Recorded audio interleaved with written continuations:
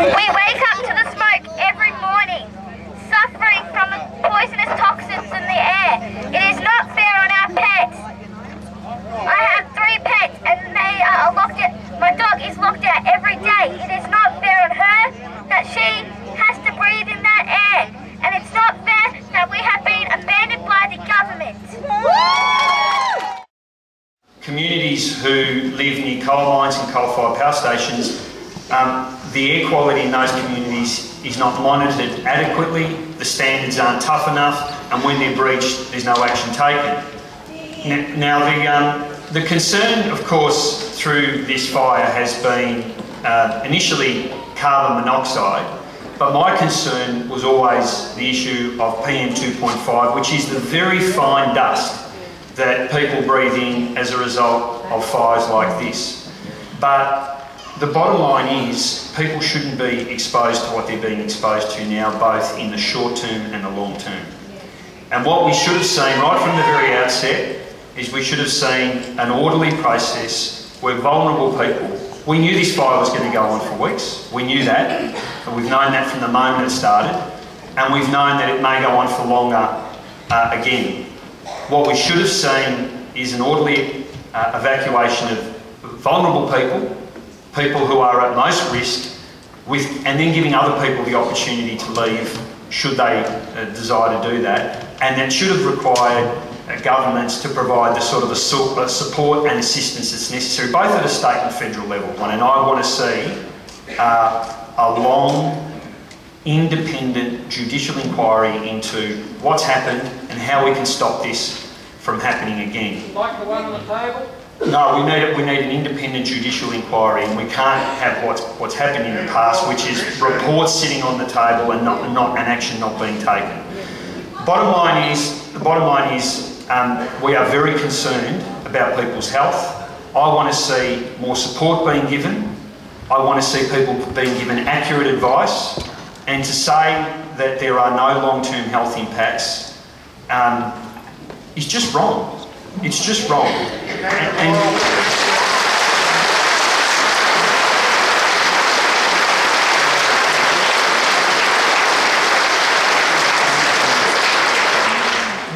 I had a young couple come up and ask me when I was here last week, look, you're a doctor, what would you do?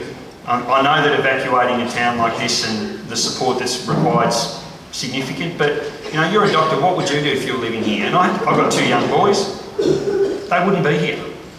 Now, if it's good enough for my kids, if it's good enough for the kids of the bureaucrats and the government to not be exposed to these sorts of risks, then it's good enough for you and your kids. And that's what I want.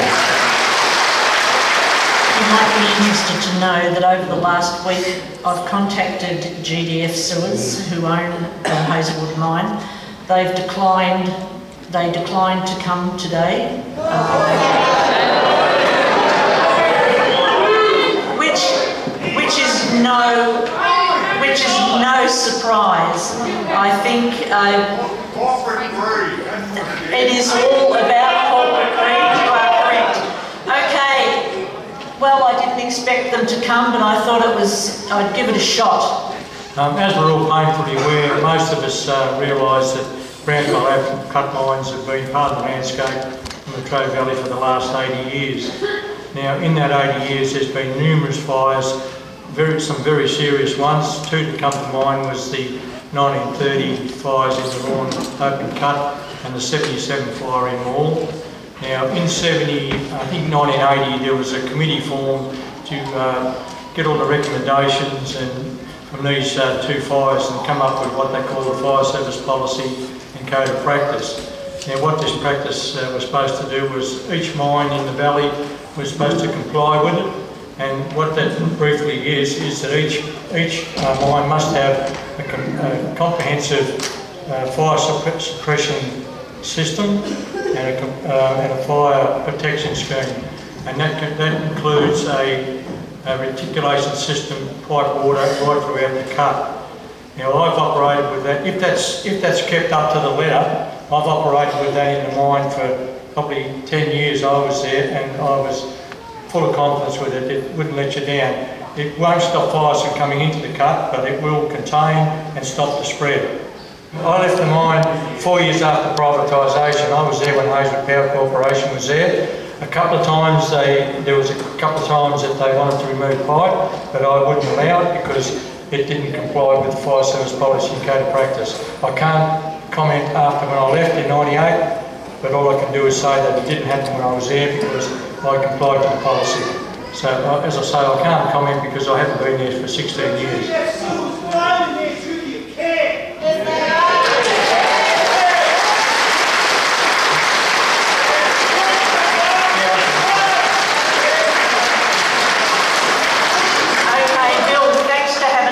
Balanced view there. We were around Hazelwood 2 years ago when GDF Sewers made a comment to us, we're not going to spend any money in the mine.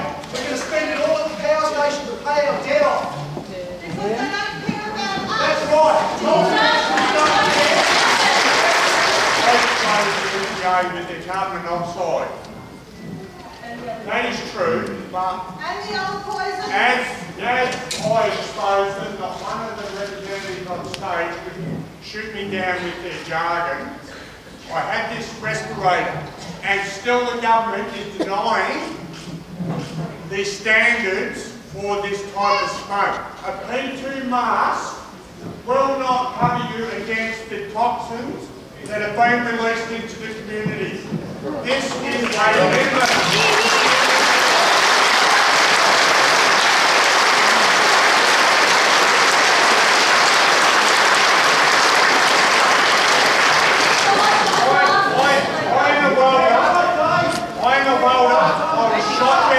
I know what's in toxic smoke as a pressure welder of metal materials.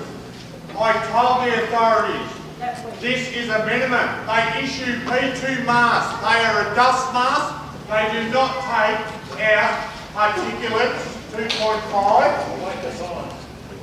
You need charcoal filters to take out particulates. I'm glad the community has been listening. There are long-term health effects. It's called cancer.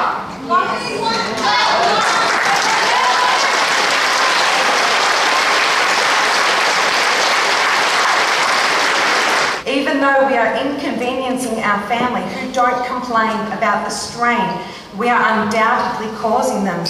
We are lucky because we have our health and a roof over our head. We receive no support from the government or anyone else to assist in our current situation. We have spent everything we have to protect our children's health. We made the choice to leave, but I continue to work so that we can continue to pay our mortgage and the bills of a home that we aren't living in. I consider myself lucky because I know there are people out there who don't have that room that we are sharing, that don't have the family support that we are so thankful for. I don't, however, consider myself lucky to be forced out of my home through no fault of my own. I don't consider myself lucky when we have made the decision to leave early, we felt alone and completely unsupported. I don't feel lucky that now my futile efforts to return home have been supported. Now that the 2-week deadline of the fire being put out has come and gone. Now that I have been told, you should relocate, you're Southside, you have a child under 5 and 2 asthmatic children. You should relocate, but you are not eligible for any assistance.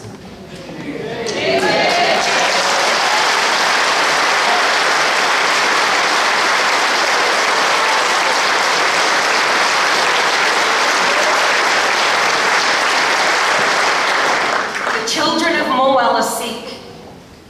The adults of Morwell are sick. It has now become normal in Morwell to be suffering from smoke inhalation. It's just a bit of nausea. It's just a bit of asthma. It's just burning eyes and a sore throat.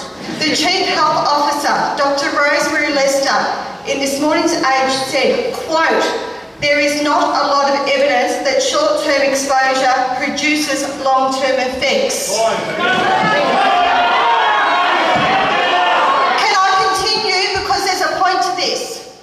The Public Health and Wellbeing Act of 2008, Section 6 says, quote, "If If a public health risk poses a serious threat, lack of full scientific certainty should not be used as a reason for postponing measures to prevent or control the public risk.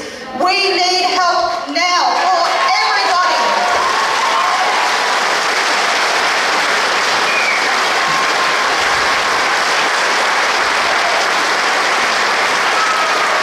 This is the Latrobe Valley sticking together.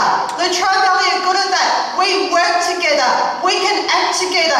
We can force government to declare this a national disaster.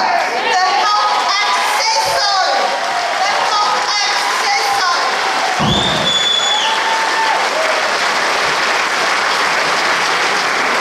Everyone in this hall's got a right to be angry, and everyone in this hall's got a right to be concerned. But it's what we do with that anger and concern that matters. And it's identifying what is the problem here. And the problem here is, if people look at the pictures I've put up the front, this is a picture of the 2007 mine Batter fire.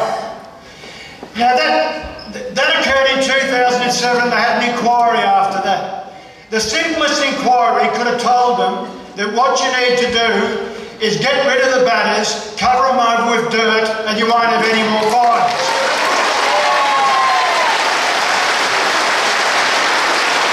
Then in 2007, the Latrobe River was reported to have burst its banks.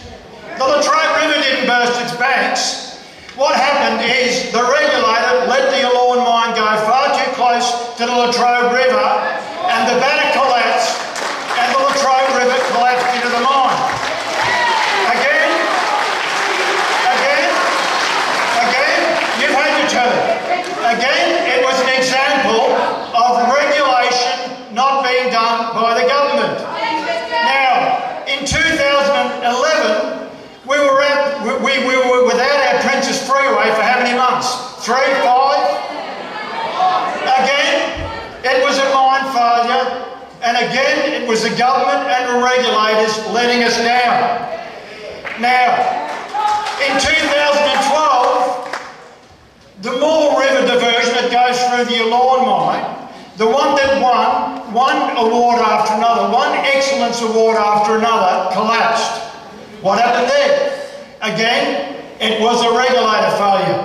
Now, they've had inquiries about all of these, and what comes from any of these inquiries? Zip.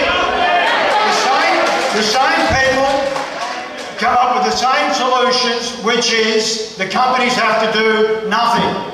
And in the long run, now we've got this fire in the Morwell mine. And what I said publicly, right from the outset, if anyone wanted to hear, this was a fire that was totally preventable. It should not happen. It should not happen. And if we don't, like, people can be angry and everything like that. We can all go and all be angry and name names.